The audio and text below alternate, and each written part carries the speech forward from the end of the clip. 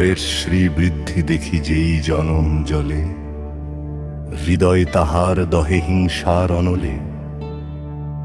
আপনার শ্রীবৃদ্ধি কামনা যদি করো, পরের মঙ্গলে তবে মত্ত হও না বড়।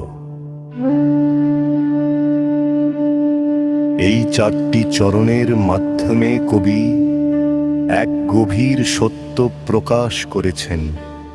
তিনি বলছেন, যারা অন্যের উন্নতি বা সাফল্য দেখে ঈর্ষা করে, তারা আসলে নিজেদের মনকেই অশান্তি ও হিংসার আগুনে পুড়িয়ে মারে।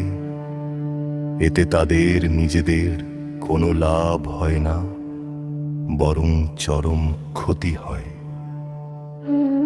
কবি উপদেশ দিচ্ছেন, যদি তুমি নিজের জীবনে উন্নতি বা শ্রীবৃদ্ধি করতে চাও, তবে অন্যের অমঙ্গল কামনা না করে বরং অন্যের ভালো করার চেষ্টা করো।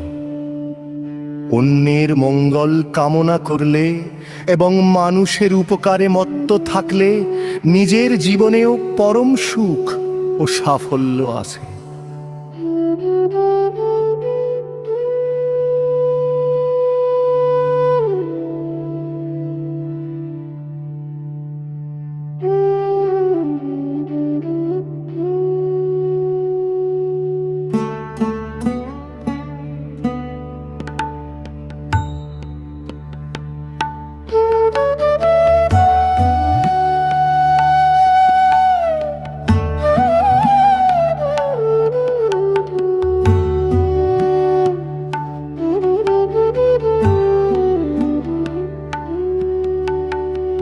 আপনার শ্রীবৃদ্ধি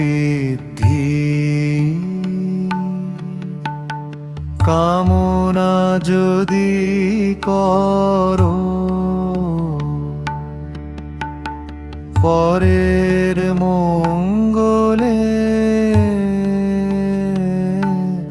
তবে মত্ত হনো বড়।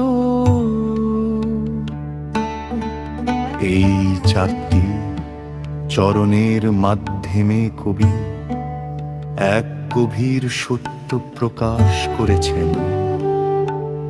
তিনি বলছেন, যারা অন্যের উন্নতি বা সাফল্য দেখে ঈর্ষা করে, তারা আসলে নিজেদের মনকেই অশান্তি ও হিংসার আগুনে পুড়িয়ে মারে।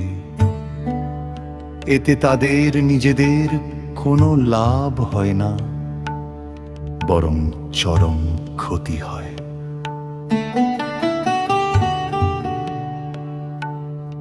কবি উপদেশ দিচ্ছেন,